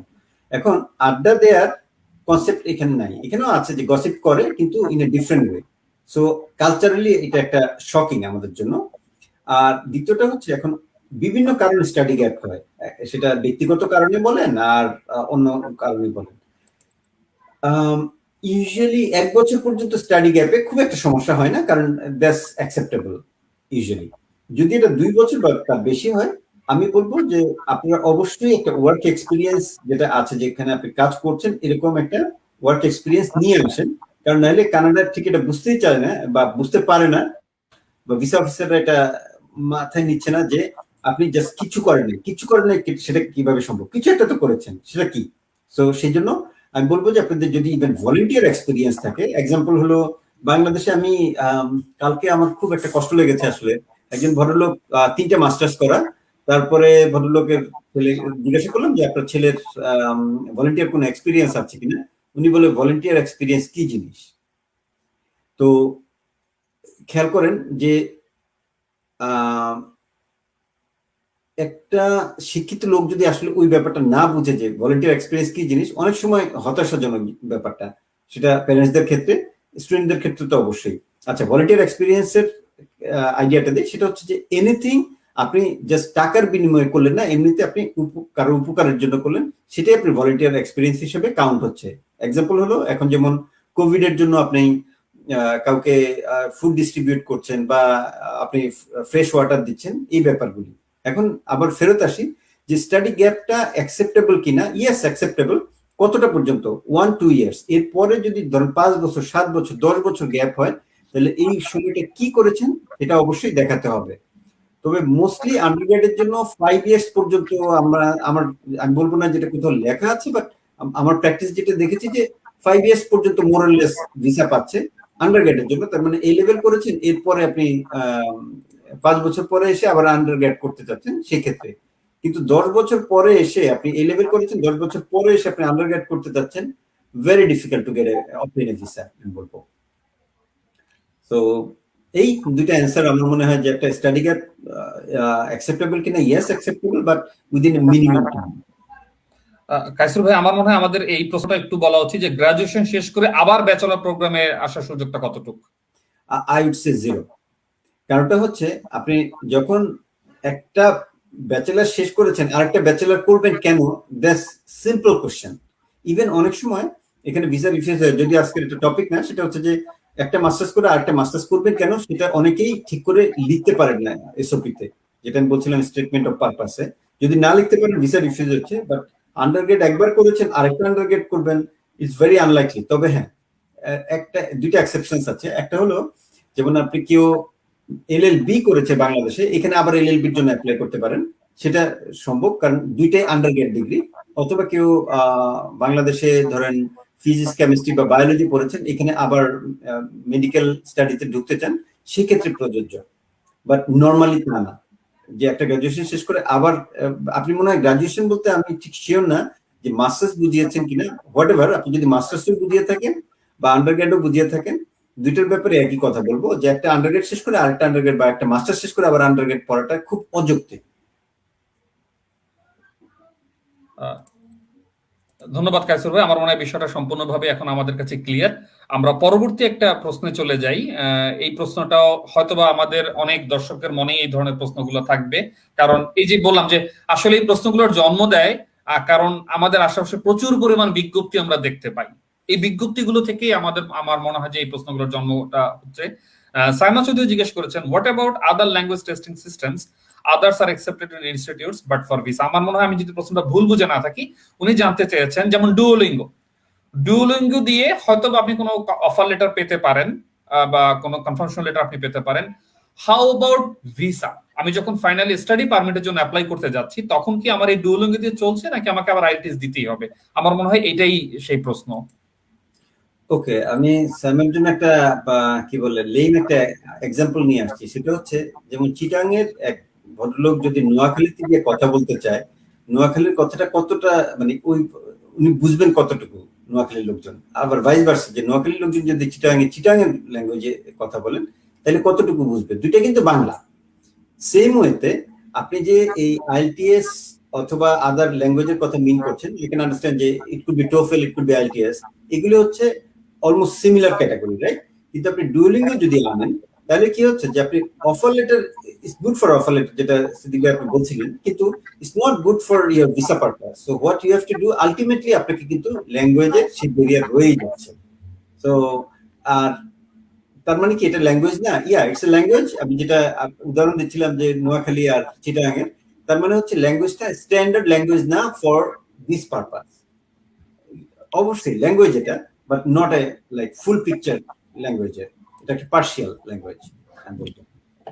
ধন্যবাদ কায়সুর ভাই, আমার মনে হয় বিষয়টা এখন সম্পূর্ণটাই আমাদের কাছে ক্লিয়ার। মোস্তাফিজুর রহমান আমাদেরকে ধন্যবাদ দিয়েছে। তোমাকে অনেক ধন্যবাদ মোস্তাফিজ আমাদেরকে প্রশ্ন করার জন্য। আসলে তোমার এই প্রশ্নটা শুধু তোমার প্রশ্ন না, তুমি অনেককে রিপ্রেজেন্ট করছো, সেই অর্থে তোমাকে আমি বিশেষভাবে ধন্যবাদ দিচ্ছি প্রশ্নটা নিয়ে আসার জন্য। সজীব জয় আপনি প্রশ্ন করেছেন, মাস্টার শেষ করে পিজিডি করলে ভিসা পাওয়ার চান্স কেমন? আবার আপনাকে একটু স্মরণ করিয়ে দেই, আজকের প্রোগ্রামটা শুধুমাত্র ব্যাচেলর এবং ডিপ্লোমা নিয়ে আমরা কথা বলবো। মাস্টার্স এর প্রোগ্রাম রিলেটেড যত রকম প্রশ্ন, একটু দয়া করে আমাদের পরবর্তী লাইভের জন্য আপনি ওয়েট করবেন। সেটা সম্ভবত আমরা করতে চেষ্টা করব আগামী 30শে জুলাই শুক্রবার একই সময়ে, বাট ডেফিনেটলি আমরা অ্যানাউন্স করব। একটু কাইন্ডলি আমাদের সাথে থাকবেন সেই লাইভটা দেখার জন্য। আচ্ছা, এরপরে আমরা পরবর্তী এগেইন, এটাও খুবই একটা বার্নিং প্রশ্ন। কেন বার্নিং প্রশ্ন সেটা আমি বলছি এখনই আপনাকে। কত টাকা ফান্ডিং দেখাতে হবে? এক্ষেত্রে কাইসুর ভাই আমার ব্যক্তিগতভাবে দেখা বেশ কিছু রিজেকশন লেটার আছে, যেখানে এমনও দেখা গিয়েছে 5 কোটি টাকা সম্পত্তি দেখানোর পরেও, অথবা 5 কোটি টাকা ক্যাশ, নট অনলি সম্পত্তি, একেবারে ব্যাংক ব্যালেন্স আছে, তারপর বলে আই এম নট স্যাটিসফাইড, যে তোমার টাকা আসলে বেশি নাই। আবার কেউ 40 লাখ 30 লাখ টাকা দেখানোর পর সুন্দর মতো স্টাডি পারমিট পাচ্ছে। তার মানে আমি যদি একেবারে লেইম্যান পয়েন্ট অফ ভিউ থেকে কথা বলি, আমি এই 30 লাখ টাকা ভার্সেস 5 কোটি টাকার সম্পর্কটা আমি ঠিক বুঝতে পারতেছি না। আমার মনে হয় আমার মধ্যে এরকম অনেকেই হতে পারে যিনি বুঝতে পারে না। তো আসলে কত টাকা ফান্ডিং দেখাতে হবে যদি একজন কেউ 4 ইয়ার্স ব্যাচেলর প্রোগ্রামে আসে বা 2 ইয়ার্স একটা ডিপ্লোমা প্রোগ্রামে আসে, অথবা এক একটা স্টুডেন্টের ব্যাকগ্রাউন্ডও ডিফারেন্ট। তো সেই সমস্ত বিষয় সম্পর্কে একটু আপনার কাছে জানতে চাইবো। ধন্যবাদ। এটা একটা বড় প্রশ্ন এবং বড় উত্তর, যদিও অনেকক্ষণ কথা বলতে হবে ব্যাপারটা নিয়ে। আমি ডিফারেন্ট হয়তো 2-3টা এক্সাম্পলে যাব। প্রথমত হচ্ছে কত টাকা ফান্ডিং দেখাতে হবে। There is no such thing যে এত টাকাই লাগবে, তবে মিনিমাম একটা থ্রেশহোল্ড আছে। সেই মিনিমামটা কি? সেটা হচ্ছে আপনার মিনিমাম 1 বছরের লিভিং কস্ট, সেটা হচ্ছে থাকা খাওয়া, এবং 1 বছরের টিউশন ফি যদি আপনি না পে করে থাকেন টিউশন ফি, তার মানে এইটুকু পে করার জন্য আপনার অ্যাবিলিটি আছে কিনা। আমি শুধু আন্ডারগ্রেড নিয়ে কথা বলছি, আপনারা যেহেতু আজকে মাস্টার্স নিয়ে কথা বলছি না, সুতরাং আমরা এখানেই লিমিটেড থাকছি। এখন একটা 5 কোটি টাকার যে এক্সাম্পল দেখালেন, ওইটার মনে হয় একটু টাচ করি। সেই আইডিয়াটা হলো 5 কোটি টাকা দেখাচ্ছে একটা স্টুডেন্ট এবং ভিসা অফিসার স্যাটিসফাইড না। এটা অনেকগুলি কারণ থাকতে পারে। ওয়ান অফ দ্য রিজনস হচ্ছে হয়তো ওদের ভাই বোন বেশি, এবং হয়তো দেখা গেল যে অ্যাসেটগুলি দেখাচ্ছে সেই অ্যাসেটের সাথে লায়াবিলিটির একটা কোনো একটা পোর্শন আপনার জড়িত, যে কারণে visa officer is not satisfied যে ওকে যে স্টুডেন্টকে টাকা পে করবে বাবা মা, সেখানের সাথে লায়াবিলিটিটা কতটা ওরা ইন্টিগ্রেট করেছে বা কনসিডার করেছে সেই ইস্যুটা হয়তো আসেনি। বাট ভিসা অফিসার সেটা নিয়ে আসছে সামনে, বাট এটা লেখা নেই যদিও, হয়তোবা, আমি হয়তোবা বলছি কারণ আমি শিওর না। একেবারে কম ফান্ডিং, যেমন আমি একটা এক্সাম্পল দিচ্ছি যে ইউনিভার্সিটি অফ ম্যানিটোবায় আমার প্রচুর স্টুডেন্ট আসছে যারা ধরেন অ্যারাউন্ড জাস্ট 16-17 লাখ টাকা দেখিয়ে চলে আসছে। কিভাবে? সেটা হচ্ছে যে টিউশন ফি পুরোটা পাঠিয়ে দিয়েছে, আর শুধু লিভিং কস্টটা ওরা শো করেছে। এখন আবার ইউনিভার্সিটি অফ ম্যানিটোবাতে অনেক স্টুডেন্ট ভিসা পায়নি, যাদের ধরেন 60-70 লাখ টাকা দেখিয়েছে। কেন হয়েছে? I I don't have any straight forward answer, but আমি যেটা বুঝতে পারছি সেটা হচ্ছে এসওপি তে খুব সুন্দর করে স্টুডেন্টরা লিখেছে যে কিভাবে ওরা আসবে, কিভাবে পড়বে এবং কিভাবে ফেরত যাবে, এবং গেলে বাংলাদেশের ওদের জন্য অপরচুনিটি কি আছে। তার মানে হচ্ছে যে ফান্ডিং এর ব্যাপারটা এইভাবে কাজ করে যে আপনার ফ্যামিলিতে কয়জন মেম্বার আছে। এক্সাম্পল হচ্ছে যে একটাই ছেলে, তার মানে আর ওখানে অন্য কোনো ছেলে মেয়ে নাই, তার মানে তার লাইবিলিটি কটুক, তার লাইবিলিটি হচ্ছে তার বাবা মায়ের হয়তো আগামী কয়েকটা বছর চলার যে টাকাটা সেটা আছে কিনা, অনেক সময় হয়তো ভিসা অফিসার সেটা কনসিডার করতে পারে। আদারওয়াইজ আর কোনো কারণ নাই যে আপনি কম টাকা দেখালেন বা বেশি টাকা দেখালেন। কম কত, হয়তো আপনি ইউনিভার্সিটি অফ ওয়াটারলুতে আসলেন। এখন দেখেন একটু এক্সাম্পলটা ভিন্ন দিই। ম্যানিটোবা, ইউনিভার্সিটি অফ ম্যানিটোবাতে আপনার টিউশন ফি খুবই কম, যে কারণে আপনি টিউশন ফিটা দিয়ে দিলে আপনার 1 বছরের পরে আপনি লিভিং কস্টটা দেখালেও অনেক সময় কাজ হচ্ছে। ওয়ারএজ আপনি যদি ইউনিভার্সিটি অফ ওয়াটারলুতে আসেন, সেখানে খরচ হচ্ছে আপনার ধরেন সায়েন্সে পড়বেন আপনার প্রায় $60,000, তার মানে আপনার $60,000 প্লাস আরো $12,000, রাফলি এস্টিমেটেড 10,000 বলে, বাট আমি 12,000 বলি। $12,000 প্লাস হচ্ছে 60,000, তার মানে হচ্ছে $72,000 এক বছরে। কিন্তু সাবসিকুয়েন্ট আরো কিন্তু 3টা বছর থেকে যায়। তার মানে ওই 3টা বছরের আপনার সুরক্ষা আছে কিনা টাকার, এবং দিতে পারবেন কিনা, এবিলিটি আছে কিনা, সেটা ভিসা অফিসার দেখতে চাচ্ছে। সো আমি বলবো যে সব ভিসা অফিসার একরকমের হয় না, এবং সবাই একভাবে চিন্তা করে না, যে কারণে অনেক সময় দেখা যায় যে অনেক টাকা দেখালেও বলে যে ইটস নট সাফিসিয়েন্ট অ্যামাউন্ট। কারণটা হচ্ছে আদার লাইবিলিটিসটা হয়তো চিন্তা করে। এটা জাস্ট আমি বলবো যে অনেক বছরের অভিজ্ঞতা থেকে এটা দেখেছি, অনেকের অনেক অনেক টাকা থাকার পরও ভিসা দেয়। সো ইট হ্যাপেন্স এ লট। কাইসুর ভাই, আমি যদি তাহলে খুব ভুল বুঝে না থাকি, বিষয়টা আসলে কোনো নিরেট অঙ্ক না যে এক্স ওয়াই জেড। অঙ্ক আছে যে মিনিমাম থ্রেশহোল্ডটা লাগবে, সেটা হচ্ছে 1 বছর লিভিং কস্টটা এবং 1 বছর টিউশন ফিটা, এইটুকু অন্তত নিশ্চিত করতে হবে। কিন্তু তারপরও যেটা আমি একটু আগে একটা এক্সাম্পল দিলাম যে 5 কোটি টাকা দেখানোর পরেও হচ্ছে না, প্লাস ওইটার আপনি সতর্ক যুক্তিও দেখিয়েছেন যে প্রবাবল এই কারণ হতে পারে। সুতরাং সেই অর্থে আমি বলছি যে এই প্রুফ অফ ফান্ড যেটা বা ফান্ডিং যেটা, এটা কেবলই কিন্তু একটা অঙ্ক না। আমি যখন ফাইনালি এসওপি লিখছি, আমার মনে হয় এসওপি তেও আমার টোটাল প্ল্যানটা যদি আমি ঠিকমতো চক আউট করতে না পারি, সেক্ষেত্রে এই একটা অঙ্ক 1 কোটি টাকা, 2 কোটি টাকা অথবা 30 লাখ টাকা, এটা তো সেন্স মেক করবে না। কারণ খুবই স্বাভাবিক, আমি জিনিসটাকে যদি এভাবে চিন্তা করি, আমার মনে হয় জিনিসটা অনেকটা আমাদের মানে হিউম্যান বডির মতো। যদি আমার শারীরিক ওজন হয়ে থাকে 50 কেজি, আর আমার শারীরিক ওজন হয়ে থাকে যদি 100 কেজি, আমি একরকম খাবো না। তার মানে এখানেও বোধহয় টাকার অঙ্কটা অবশ্যই, বাট তার একটা রেশনাল থাকতে হবে যে কত টাকা আনতেছি বা কত টাকা দেখাচ্ছি, কেন দেখাচ্ছি, কিভাবে কানাডাতে আসবো, কিভাবে কানাডা থেকে ফেরত যাব, সমস্ত কিছু মিলে একটা প্ল্যান। এবং আমি আজকে একটা টপিক অবশ্যই একটু পরে আমরা জিজ্ঞেস করবো আপনাকে, সেটা হচ্ছে এসওপি রিলেটেড কিছু কোয়েশ্চেন আমরা এখানে করব। তার আগে একটু দেখি আমাদের কোয়েশ্চেন, না এখন পর্যন্ত আমাদের তেমন কোয়েশ্চেন নেই। আচ্ছা, এখন জানতে চাইবো আপনার কাছে ইন্টারেস্টিং যেই একটা টপিক, যেটা নিয়ে আমার মনে হয় অনেকেই আমরা মুখিয়ে থাকি এই বিষয়টা জানার জন্য, সেটা হচ্ছে ব্যাচেলর বা ডিপ্লোমা লেভেলে স্কলারশিপ পাওয়া যায় কিনা, গেলে কিভাবে পাওয়া যেতে পারে, বা এই সোজা কথা স্কলারশিপ জিনিসটা আমরা একটু জানতে চাই। কারণ এখানের কারণের একটা অন্যতম কারণও বোধ হয় আছে, সেটা হচ্ছে যে লাইক জার্মানি, সুইডেন, নরওয়ে, ওই ধরনের দেশগুলোতে যারা সাধারণত স্টাডি করতে যায়, তারা কিন্তু স্কলারশিপটাকে চিন্তা করেই যায় মূলত।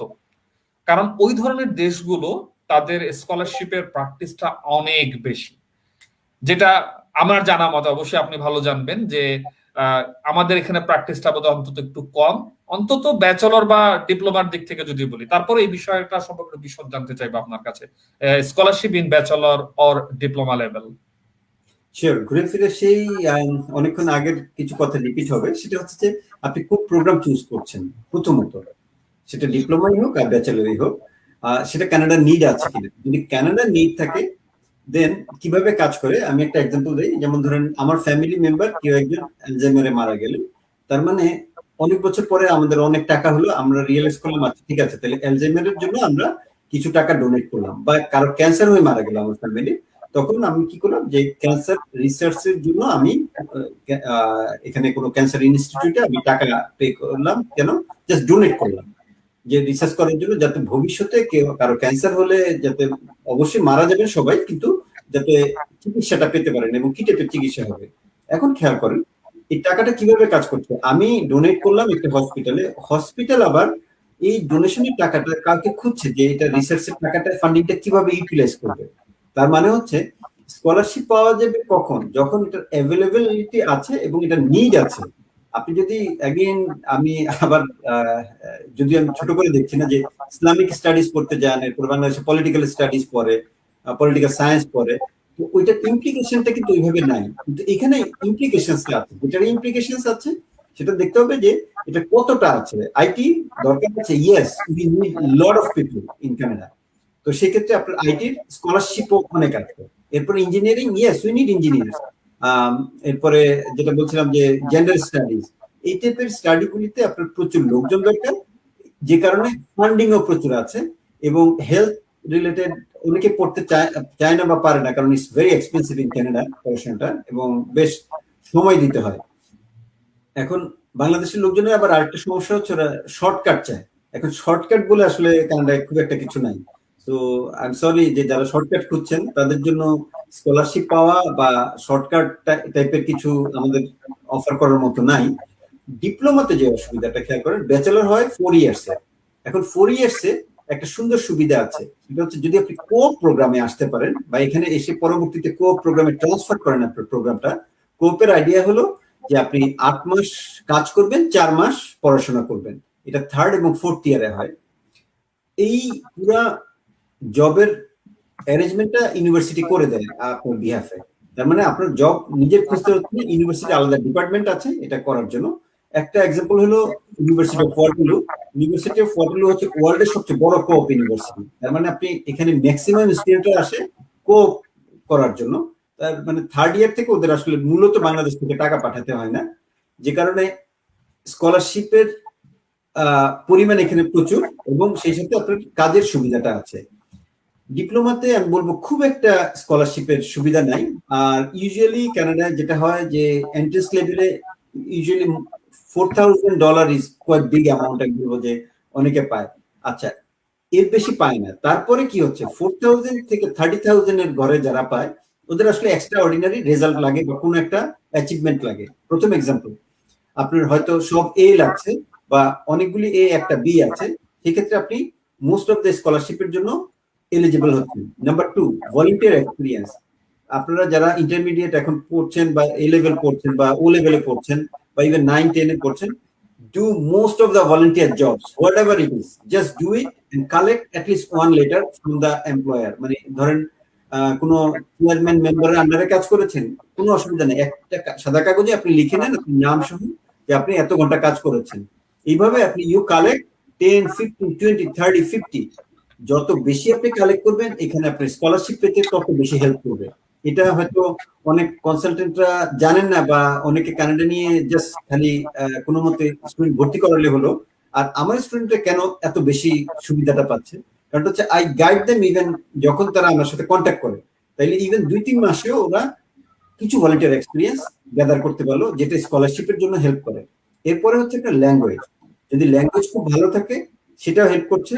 এরপরে হচ্ছে যে এটা ফিউচারটা যেটা বলছিলাম বারবার, যেটা কানাডা নিড আছে কিনা, যদি নিডটা থাকে সেটা হেল্প করছে। তার মানে একটা কোনো এলিমেন্ট হেল্প করছে না, অনেকগুলি এলিমেন্ট এসে একসাথে হেল্প করছে, but not much in diploma for sure. আর পার্সেন্টেজ অনুযায়ী অনেকে, আমি খুব রেয়ার দেখেছি কয়েকটা স্টুডেন্ট মাত্র আমার লাইফ টাইমে, সেটা হচ্ছে 100% আন্ডার গ্রেড স্কলারশিপ নিয়ে আসছে। Between 70% is very common, 60 to 70%। আর 4,000 এর যেটা বললাম এটা এন্ট্রান্স স্কলারশিপ অনেক ইউনিভার্সিটি অফার করে। ধন্যবাদ কায়সুর ভাই। তার মানে আমার মনে হয় এই জায়গাটায় আমি একটা গ্যাপ দেখতে পাচ্ছি। সেই গ্যাপটা হচ্ছে সঠিক তথ্য জানার অভাবে অনেকে স্কলারশিপ পাওয়ার যদি একটা প্রবাবিলিটি থেকেও থাকে সেটা পাচ্ছে না। কারণ আপনি যেটা বললেন যে আপনি আপনার স্টুডেন্টদেরকে একেবারেই since from beginning you prepare them কিভাবে কি করলে স্কলারশিপের দিকে যাওয়া যেতে পারে। তার মানে এই জায়গার তথ্যগুলো পাওয়াটা খুবই জরুরি। এবং আমি যদি খুব ভুল বুঝে না থাকি, ফর শিওর আপনি এই মুহূর্তে 4টা 5টা পয়েন্ট বলে দিতে পারবেন না, ওকে এটা এটা করো তাহলে তোমার স্কলারশিপ নিশ্চিত। It depends definitely on the profile, on the students profile. সে কোন ব্যাকগ্রাউন্ডের স্টুডেন্ট, সে এখানে কি পড়াশোনা করতে আসতে চাচ্ছে, কোন ইউনিভার্সিটি বা কোন কলেজ বা কোন প্রোগ্রাম, এর উপর ভিত্তি করেই হয়তোবা সেই জায়গাটায় আপনি কিছুটা অ্যাডভাইস করতে পারবেন বা আপনার সাজেশন গুলো দিতে পারবেন যে এটা করলে, ফলো করলে স্কলারশিপের দিকে যাওয়া যেতে পারে। আচ্ছা, এই মুহূর্তে আমার মনে হয় একটা বিষয় আমাদের একটু ক্লিয়ার করা উচিত আমাদের দর্শকদের উদ্দেশ্যে, স্পেশালি যারা আজকে দেখছেন। ব্যাচেলর এবং ডিপ্লোমা লেভেলের ব্যাপারে কারো যদি কোনো প্রফেশনাল হেল্প দরকার হয়, একেবারেই ইন পার্সন প্রফেশনাল হেল্প দরকার হয়, সেই ব্যাপারে কাইসুর ভাই আমাদেরকে কিভাবে সাহায্য করতে পারে। এবং আমি একদম সরাসরি একটু বলেই দেই, মানে এই জিনিসটা একটু অনেক কথা মুখ লজ্জা করে বলবে না, বাট আমার মনে হয় বলে দেওয়া উচিত। কাইসুর ভাই, আপনি কত টাকা পয়সা নেবেন, এরকম একটা কথা বোধহয় চলে আসতে পারে, ঠিক আছে? একটু যদি আপনার প্রসেসটা বলে দেন, কারণ আমি জানি অনেকে ইতস্তত করে এই প্রশ্নটা করতে পারবে না যে কাইসুর ভাই বোধহয় অনেক এক্সপেন্সিভ। তো আমরা সেই বিষয়ে কাইসুর ভাইয়ের কাছে কিভাবে হেল্প নিতে পারি, একটু যদি কাইসুর ভাই আমাদেরকে বিষয়টা আলোকপাত করেন আপনি। আমি বলবো বিঙ্গো, কারণটা হচ্ছে যে আপনি we don't charge a single Penney. তার মানে যখন ব্যাচেলর স্টুডেন্টরা আসবেন এই দেশে, সেক্ষেত্রে আমরা কোনো ফিজ নিচ্ছি না। কেন নেই না? কারণটা হচ্ছে we are authorized representative of many university and we are receiving commission from the university. So সেই কারণে আমি ডবল চার্জ করি না, অর্থাৎ আমি স্টুডেন্টকেও চার্জ করি না, আবার ইউনিভার্সিটিও চার্জ করছি না, আমি শুধু ইউনিভার্সিটিকে চার্জ করছি। তার মানে আপনারা নিশ্চিন্তে থাকেন যে শুধু স্টুডেন্টরা আমাদের কাছে এনরোল হচ্ছেন, তারা ব্যাচেলরের জন্য অন্তত দে আর নট বিং চার্জড।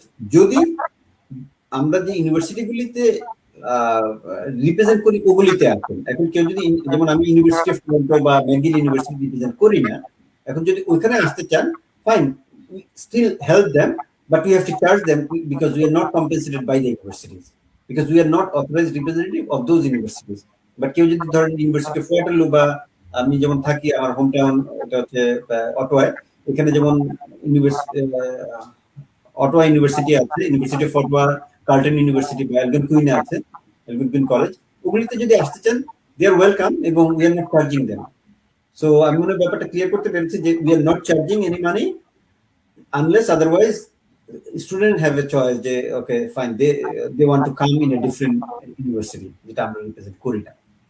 আচ্ছা, আমার মনে হয় জিনিসটাকে আমি আরেকটু একটুখানি আমি এলাবোরেট করতে চাই, এটা হয়তো বা আমাদের দর্শকদের সুবিধার্থেই।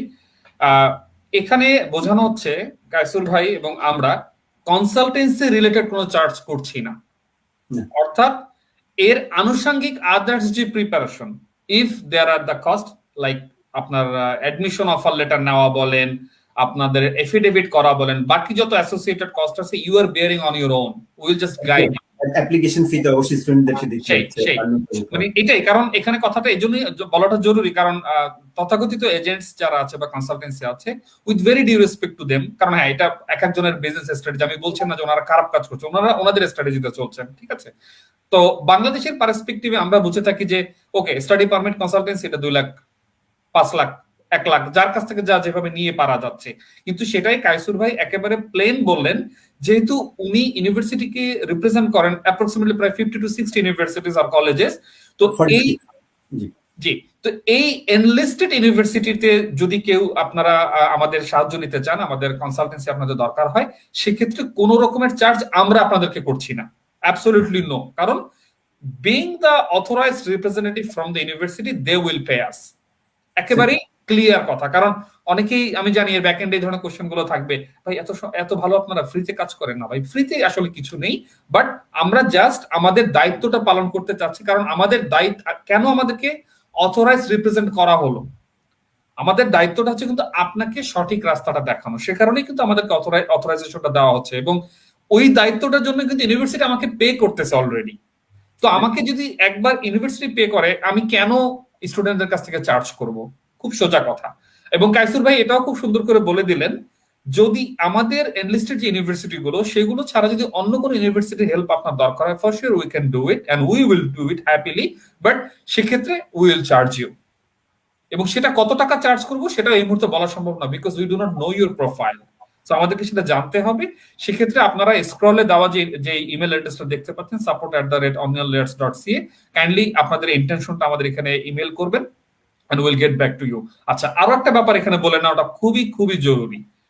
যেহেতু আমরা আপনাদেরকে কনসালটেন্সি বাবদ কোনো চার্জ করছি না, তার মানে আপনাকে কিন্তু এই জায়গাটা একটু বুঝতে পারতে হবে, সেটা হচ্ছে যে ডেফিনেটলি এটা ইন্টারভিউ সাপেক্ষ। ইন্টারভিউ না নিয়ে কিন্তু আমরা আপনাদের কোনো প্রসেসে হাত দিব না।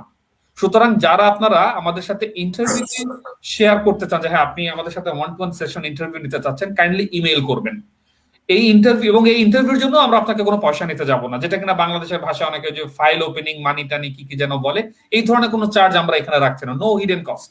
একটা শর্ট ইন্টারভিউ আমরা নিব, আপনার প্রোফাইল আপনার সমস্ত কিছু বুঝে যদি আমাদের কাছে আপনার প্রোফাইলটাকে লুক্রেটিভ মনে হয়, আপনার প্রোফাইলটাকে যোগ্য মনে হয়, ডেফিনেটলি উইল গো ফরওয়ার্ড। যোগ্য নাও যদি মনে হয়, কি হলে আপনি যোগ্য হতে পারেন, আমরা সেই বিষয়ে আপনাকে কিছুটা সাজেশন দিতে চেষ্টা করবো। ওকে ফাইন, মানে এই জিনিসগুলো আপনি করে আসেন, দেন কিভাবে সামনে যাওয়া যায় আমরা সেইগুলোতে করতে চাই। আচ্ছা, এখানে একটি প্রশ্ন পেয়েছি, I want to contact with you directly via phone call, is it possible?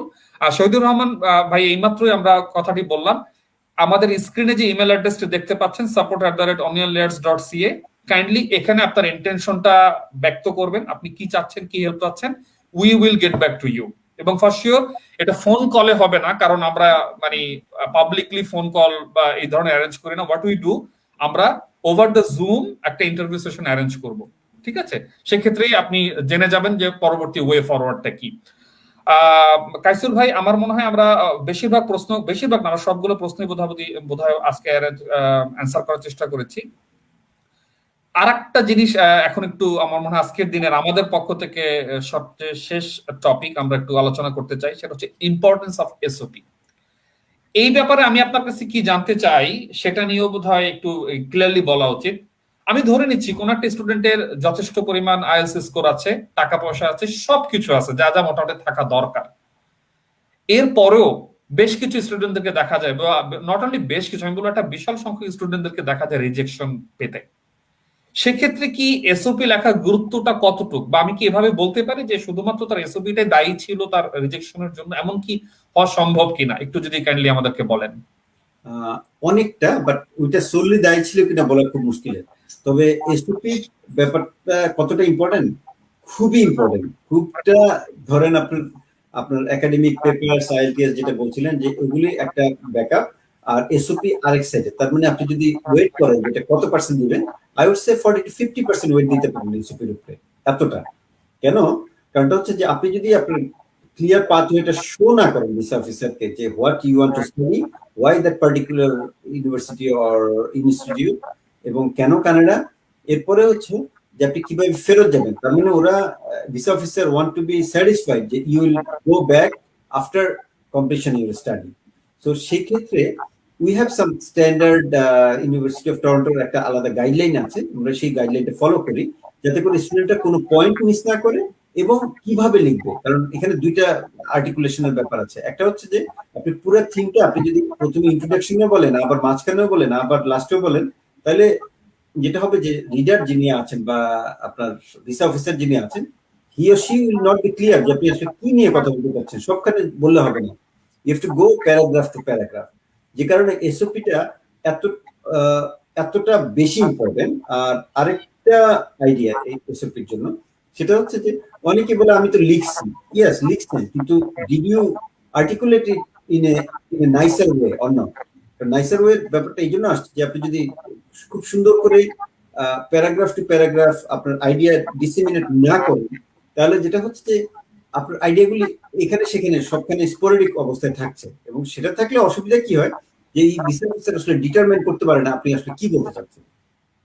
So আমি বলবো ইয়েস, অ্যাগেইন এন্ড অ্যাগেইন আপনার এসওপি প্রথমে একবারে পুরোটা লেখেন, লিখে just take a rest for 1 or 2 days, একদম এটার ব্যাপারে চিন্তা করবেন না। এরপর 3rd বা 4th ডে আবার একই এসওপি ধরে দেখেন যে আপনার কোথায় গ্রামাটিক্যাল মিস্টেক আছে, কোথায় আপনার সেন্টেন্স মেকিং এ ভুল আছে, এবং ওভারঅল আইডিয়াটা ঠিক করে আপনি ইমপ্লিমেন্ট করতে পেরেছেন কিনা, এন্ড ইফ পসিবল আপনি কাউকে দিয়ে এডিটও করে নিতে পারেন, কারণ এটা দেয়ার ইজ নো হার্ম কাউকে দিয়ে এডিট করানো। ধন্যবাদ কাইসুর ভাই। আমার কাছে একটা মজার প্রশ্ন এসেছে, যদিও সে এটা আমাকে ওয়ান টু ওয়ান ইনবক্সে দিয়েছে, কারণ উনি চাচ্ছে না সামহাও হয়তো আইডেন্টিটিটা সামনে আসুক এই নিয়ে, বাট আমার মনে হয় প্রশ্নটাও খুবই চমৎকার এবং গুরুত্বপূর্ণ একটা প্রশ্ন, কারণ অনেকে এই ধরনের জিনিস চিন্তা করে, স্পেশালি অন্যান্য দেশের এডুকেশনের পার্সপেক্টিভে। তো প্রশ্নটা একটু আমরা নেই। একটি সেমিস্টার পড়াশোনা করব আর একটি সেমিস্টার ব্রেক দিয়ে শুধু জব করব, এভাবে কি পড়াশোনা খরচ চালানো সম্ভব কিনা? কাছাকাছি আপনি যে প্রশ্নটা করেছেন, থ্যাংক ইউ প্রশ্নটার জন্য। আসলে ব্যাপারটা হচ্ছে কি, কানাডার মেইন সেমিস্টারটা শুরু হয় হচ্ছে সেপ্টেম্বর। এখন আপনি যদি সেপ্টেম্বরে আসেন, সেপ্টেম্বর থেকে এপ্রিল পর্যন্ত আপনাকে 8 মাস কোর্স করতে হচ্ছে, তারপর আপনি অটোমেটিক একটা 4 মাসের ব্রেক পাবেন। এখন যদি আপনি হায়ার টিউশন ফি ইউনিভার্সিটিতে আসেন, দ্যাটস নট পসিবল।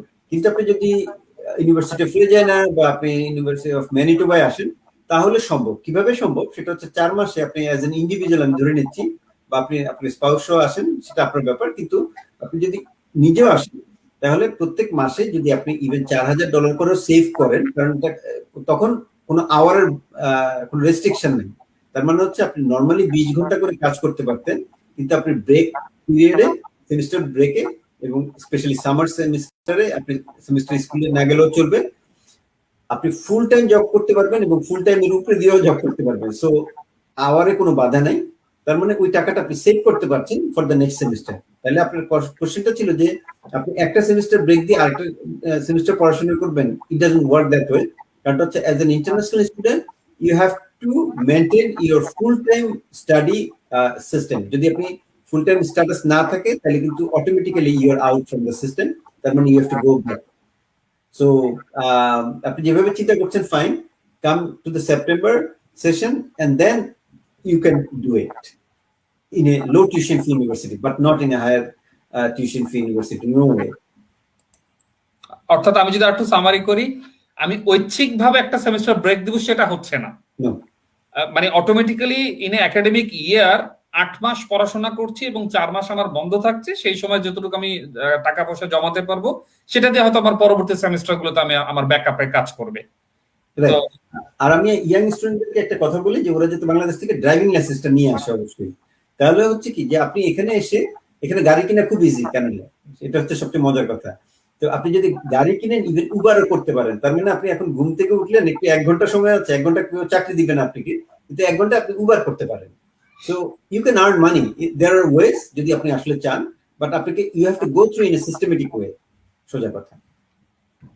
যাক, আমাদের একজন খুবই শুভাকাঙ্ক্ষী বড় ভাই স্বাগত আলী সাগর ভাই আমাদেরকে একটি কমেন্ট করেছেন, খুবই প্রয়োজনীয় এবং ভালো আলোচনা, হোস্ট এবং গেস্টকে শুভেচ্ছা। স্বাগত আলী সাগর ভাই, আপনাকে অনেক অনেক ধন্যবাদ আমাদের লাইভে অন্তত একটা কমেন্ট করার জন্য, বা আমাদের লাইভটা আপনি মাঝে মাঝে দেখুন আমি জানি, কারণ আমি এবং কাইসুর ভাই আমি বলবো আপনার একজন মানে গুণমুগ্ধকর ভক্ত ফর শিওর, এবং অনেক কিছু শিখি আমরা দুইজনে আপনার কাছ থেকে। তো সেইভাবে চিন্তা করতে গেলে আপনার একটি কমেন্ট অবশ্যই আমাদের লাইভকে আরো লাইভ করবে, ঠিক আছে? ধন্যবাদ সাগর ভাই। আর সাগর ভাইয়ের কারণে কিন্তু আপনার সাথে পরিচয় হয়েছে। সো আমি অফকোর্স ওনাকে ধন্যবাদ অবশ্যই জানাই, এবং দেখার জন্য ধন্যবাদ ভাইয়া। আচ্ছা, আমার মনে হয় আমরা লাইভের একদমই আসলে শেষ পর্যায়ে। আমাদের যতগুলো বিষয় আজকে আলোচনা করা দরকার ছিল আমরা যথেষ্ট পরিমাণ চেষ্টা করেছি বিষয়গুলোকে সামনে আনার। এরপরও যদি কিছুটা ভুল ভ্রান্তি কোথাও হয়ে থাকে, অবশ্যই আমরা দর্শকদেরকে অনুরোধ করব ক্ষমা সুন্দর দৃষ্টিতে দেখার জন্য সেটা, কারণ আমরাও মানুষ, আর আমরাও যে সবকিছু জানি, সব জানতা বিষয়টা তেমন না। তারপরও চেষ্টা করছি যতটুকু আমাদের সীমিত জ্ঞান বা সীমিত সময় যাই বলেন না কেন, তার ভিতরে আপনাদের সামনে একটু উপস্থাপন করতে। এবং সর্বশেষ যে কথাটি বলবো সেটা হচ্ছে যে যার কাছ থেকে আপনি হেল্প নেন না কেন, সেটা কোনো এজেন্ট হোক, কোনো বড় ভাই বড় বোন হোক, যেই হোক না কেন, আপনার নিজেকে সেই বিষয়টা সম্পর্কে যথেষ্ট পরিমাণে ইনভেস্টিগেট করতে হবে, আপনাকে জানতে হবে, ঠিক আছে? কারণ অনেক সময় মানে এটা যদিও কথাটা শুনতে হয়তো অন্যরকম শোনাতে পারে, তারপরে বোধহয় প্রাসঙ্গিক কিছুটা। যেমন অনেক ক্লায়েন্ট যখন আমাদের কাছে আসে, তখন সে খুব সুন্দর মতো বলেই ফেলে যে ভাই আসলে এই বাজারে দই কিনতে যে চুনা পাই বেশি, যার কারণে দইটা বিশ্বাস আর করতে পারে না যে কোনটা দই আর কোনটা চুনা। কিন্তু তাদের উদ্দেশ্যে আমি বলবো যে না, আপনার কথাটা অসঙ্গতিপূর্ণ নয়, যথেষ্ট সুন্দর কথা আপনি বলেছেন। কারণ আমরাই কিন্তু আমাদের পরিবেশটাকে নষ্ট করে ফেলেছি। মানে সঠিক এবং ভুল এর ভিতরে এতখানি মিশ্রণ আমরা করেছি যার ভিতরে সঠিক আর ভুলটা আলাদা করাটা আমাদের জন্য কষ্ট হয়। তারপরেও আপনাকেই আমি বলবো, দিন শেষে আপনি কিন্তু দই খান। এখন কিভাবে দই এবং চুনাটাকে আলাদা করতে হয় সেই বিষয়ে কিন্তু আপনার কিছু প্যারামিটার জানা আছে। একই ওয়েতেই আপনি ইমিগ্রেশনের হেল্প হোক, স্টাডির হেল্প হোক, যে কোনো কিছুতে যখন আপনি কোনো কনসালটেন্টের কাছে যাবেন, কোনো পরামর্শদাতার কাছে আপনি যাবেন, সেই ভালো এবং মন্দের বিচারটাও কিন্তু আপনাকেই করতে হবে। আর সোলং আজকে আমাদের এই প্রোগ্রাম নিয়ে যদি বলি, কায়সুর ভাই খুব সুন্দর মতো জিনিসটা বললেন যে যেহেতু তিনি ইউনিভার্সিটির অথরাইজড রিপ্রেজেন্টেটিভ, ইউনিভার্সিটি বলতে list of university, it's not that আপনি যে কোনো ইউনিভার্সিটিতে বলবেন এবং উনি সেটারই রিপ্রেজেন্ট করতে পারে, it's not like that, there is a procedure, official procedure maintain করেই কিন্তু উনি সেখানে রিপ্রেজেন্ট করেন।